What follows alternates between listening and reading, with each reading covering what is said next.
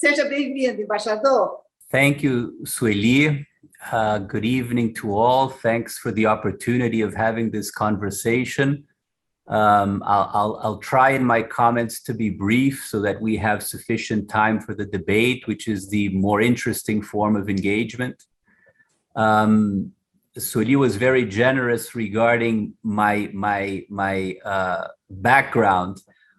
But I'll offer you the short version. I'm a career diplomat with the Brazilian Foreign Service since the early 90s. I have worked at the Brazilian Embassy in Buenos Aires, in Moscow, and London. Before coming to Miami, my last appointment abroad was as Minister Counselor at the Brazilian mission to the EU. In Brasilia, I dealt with several issues, but notably trade and sustainable development.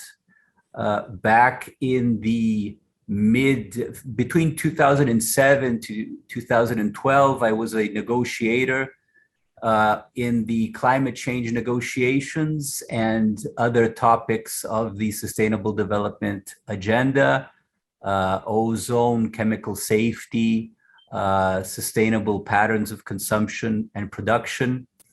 I was at the Rio +20 negotiations. After that in Brazil, I was the head of the extra-regional trade negotiating team, responsible during a period for the Mercosur-EU negotiations, Mercosur-Canada, Mercosur-South Korea, Singapore. Indeed, this new phase of trade negotiation in which Brazil is seeking a new pattern of integration into the world economy. After that, I headed a department which is known as the Department for Economic Multilateral Organizations. I actually prefer the previous name of this department, which was simply the Economic Department. It gave a better idea of what we dealt with. Essentially, the full array of international organizations dealing with trade and investments, notably the WTO, but also the G20, the OECD. I left Itamaraty on a license in 2020 to join the presidential team at the Presidential Staff Ministry, known in Brazil as Casa Civil, where I was initially the international counselor for the minister and later the special secretary for external relations of Casa Civil, working directly with Itamaraty, but at Casa Civil. After that, I came to Miami with a specific interest to come to Miami because I feel that we are dealing with a particularly interesting moment for Brazil-US relations, particularly here in Florida. This has covered my background, Sueli. I perhaps should go directly into a few thoughts that might engage our participants in the debate. I will do this quickly. Essentially, I believe that the US-Brazil relations are almost necessarily intense due to the positions that we have in the hemisphere, two big countries, continental countries, tied by traditional links to the values of democracy, tied to the patterns of market-based economies. This generates an enormous potential for cooperation and joint work. We have taken this cooperation forward in many areas. Our ties are very deep, historically founded, but I feel that recently this has gained momentum because now we have a political will pushing forward this relationship, hoping to deepen this relationship in a wide array of areas, the political, the cultural, also the economic and trade. I was more engaged in the part of this that dealt with the economic and trade. Of course, the ideal way to move this forward would be with an ambitious trade agreement between Mercosur and the US. I think this is something that we should very much keep on the table as an important step forward, but we shouldn't wait and not do other things which are immediately available. If we look at the bilateral relations since 2019, we have established agreements in areas such as good regulatory practices, trade facilitation, the fight against corruption. We have managed to facilitate movement of people. On the one hand, the Brazilian visa requirement has been eliminated. On the other hand, Brazil has joined the Global Entry Program here in the US. We also have a new dynamic in the CEO Forum, which is something that I also chaired at Casa Civil. We feel that the private sector engagement is growing. So we feel that all of this creates a situation in which there is political support for the private sector to do more. But, and this is an important point, the private sector already in the bilateral relationship does a lot. Brazil is the most important international trade partner for Florida. We are also an important and growing investment partner for the state. Traditionally, we have very strong immigration flows. This immigration is more and more diverse, going from people who are starting their professional lives to very significant Brazilian companies who have Florida as a base for a more ambitious globalizing effort. And this, I think, is the last point that I'd like to emphasize in this initial comment. Florida is experimenting a very positive moment today in its economy, in its position within the US. And I think that that too offers a unique opportunity, because I feel that Florida is more directly familiar with Brazil, with Latin America as a whole, than many other parts of the US.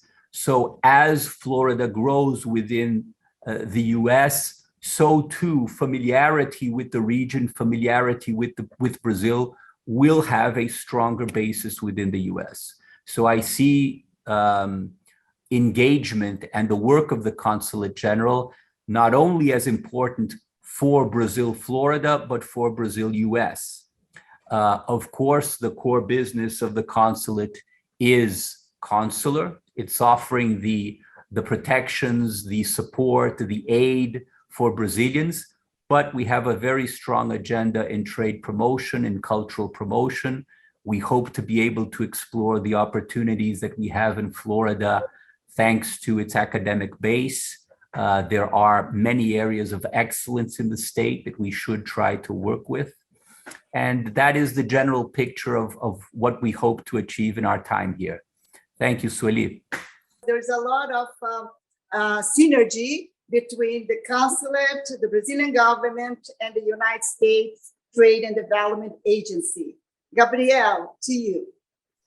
Absolutely. Thank you so much, Sueli. It's a pleasure to be here. Ambassador, pleasure to meet you virtually. We look forward to hosting you here in Tampa sometime soon.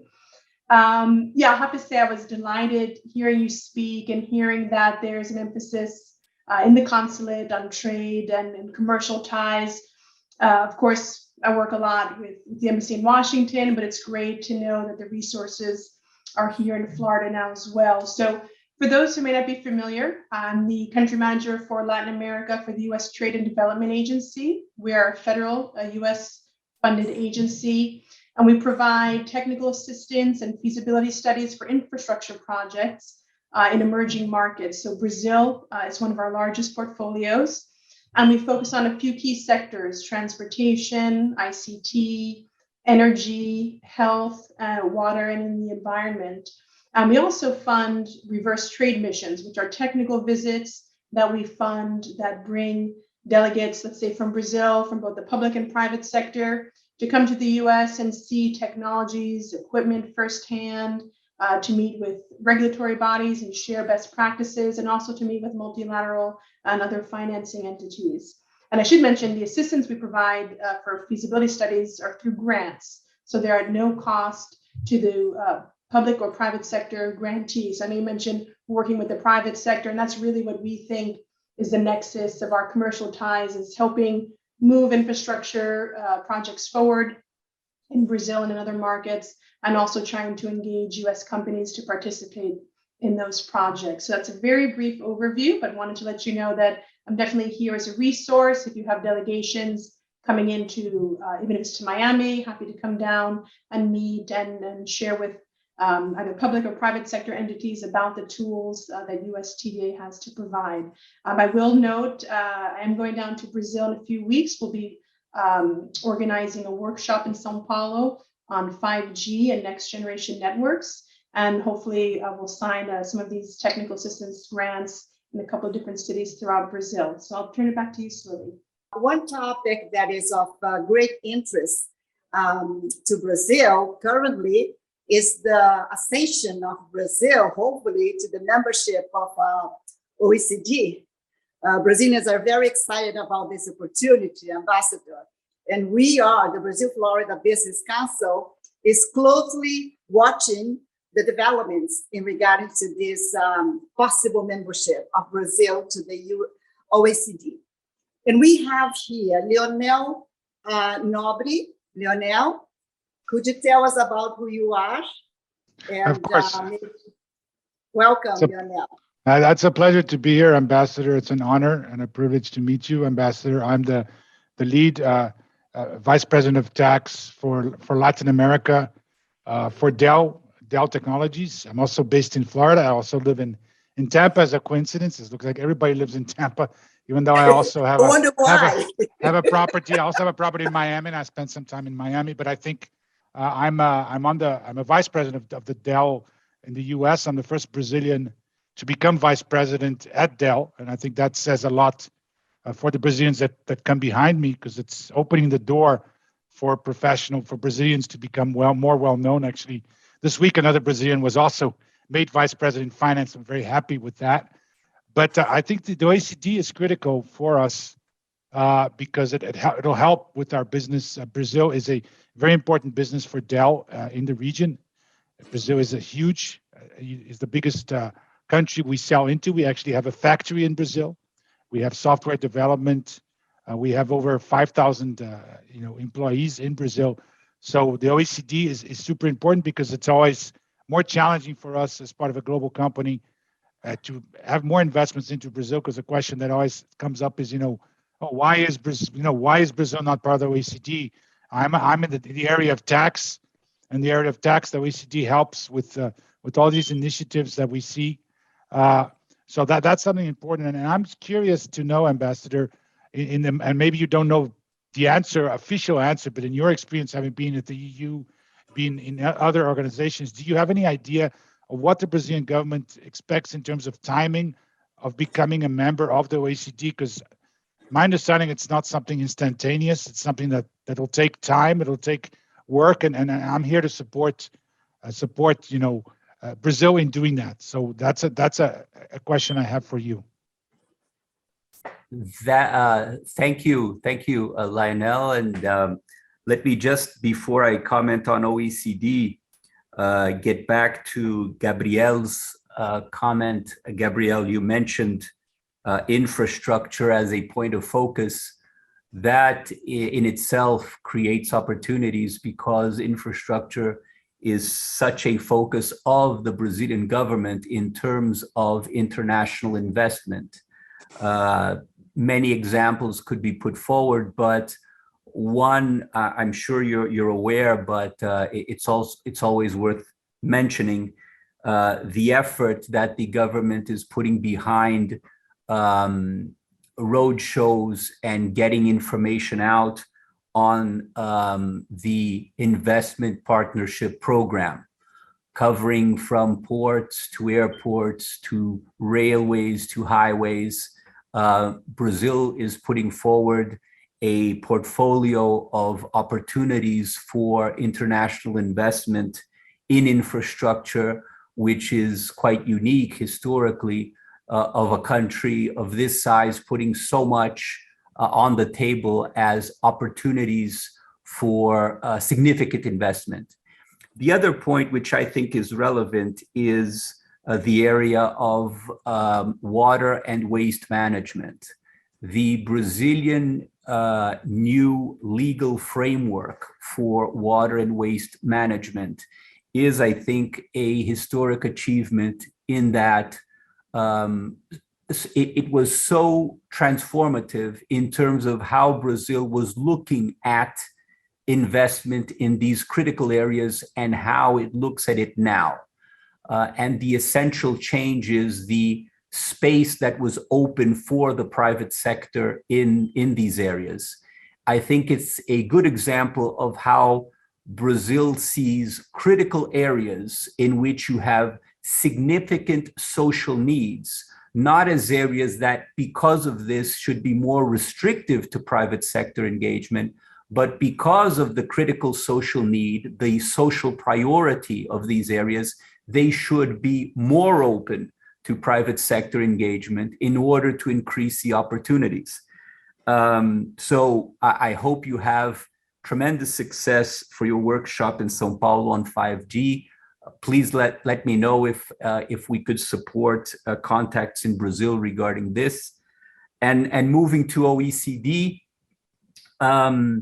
this was a remit that I carried from Itamaraty to Casa Civil. I was part of the team at Itamaraty and again at Casa Civil. So I've been close on this OECD issue and Brazil accession since 2019.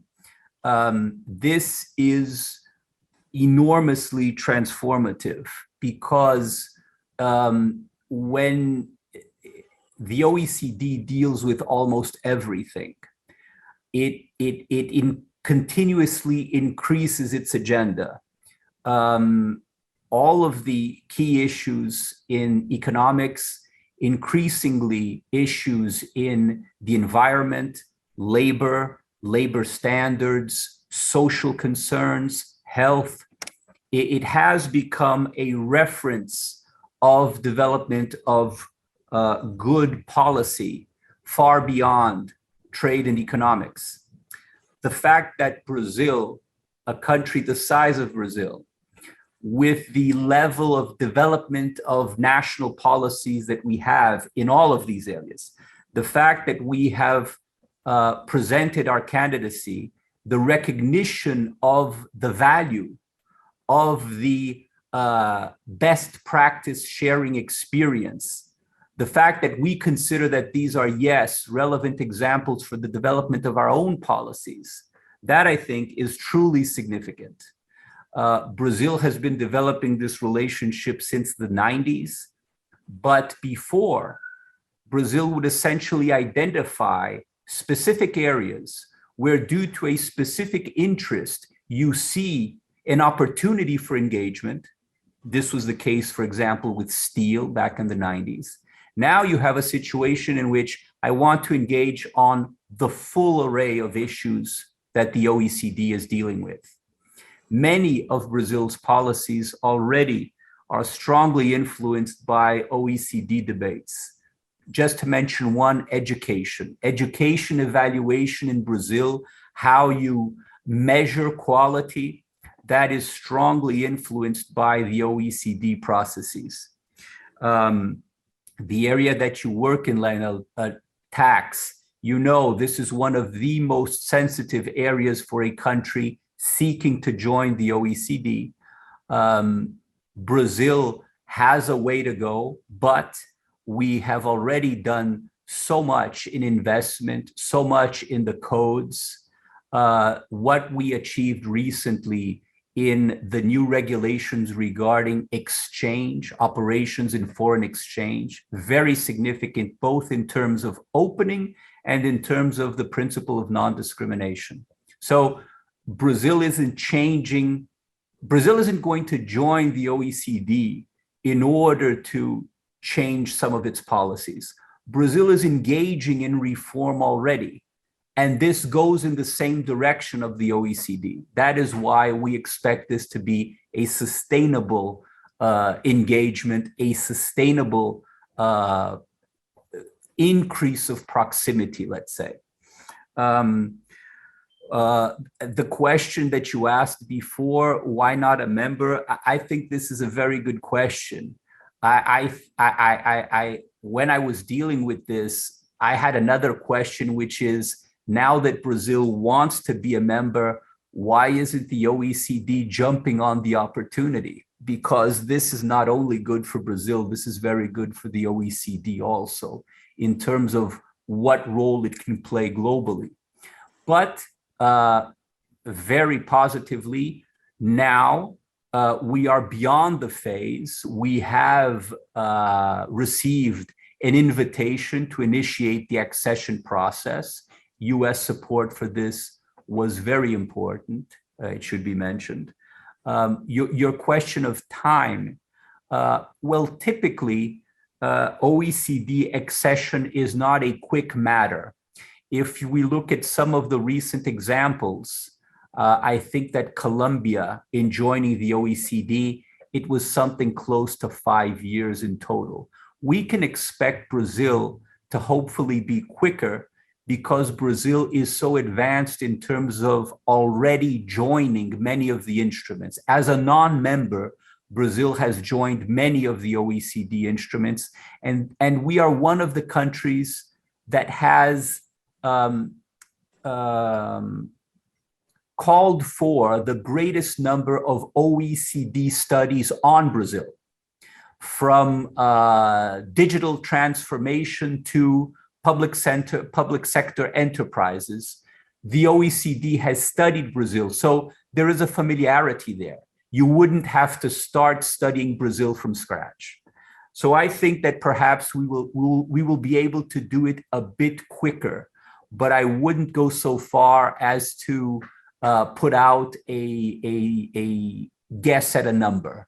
I don't think we will take as long as Colombia, but it's not something that you can do in months. It's going to take some time to work this out, above all because it depends on the OECD. The OECD has never invited a block of countries to go through the accession process as a group, right? Now they've invited 6 potential members. They're working, I think, on how they can ensure the manpower to do this. But what Brazil is doing is, regardless of any other process, our national process is going to move forward as quickly as we can get engagement on this. We are prepared, and hopefully this will also be a factor which will accelerate the Brazilian case within the package.